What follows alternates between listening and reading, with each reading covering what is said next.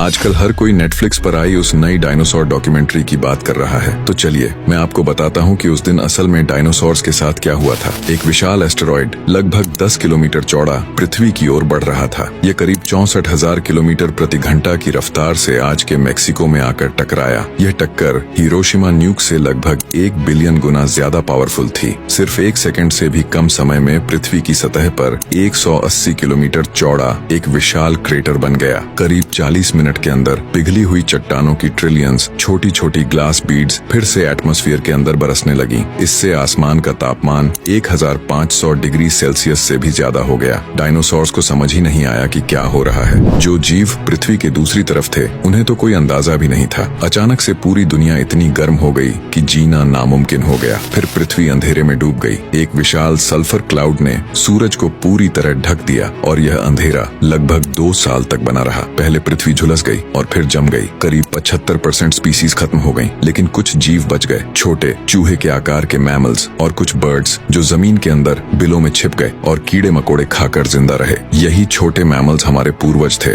66 million साल बाद हम उन्हीं जीवों से इवॉल्व होकर बाहर आए और आज हम ऐसे स्पेसक्राफ्ट बना चुके हैं जो उसी तरह के एस्टेरॉयड को टक्कर से पहले ही मोड़ सकते हैं जिसने कभी पृथ्वी पर जीवन को लगभग खत्म कर दिया था।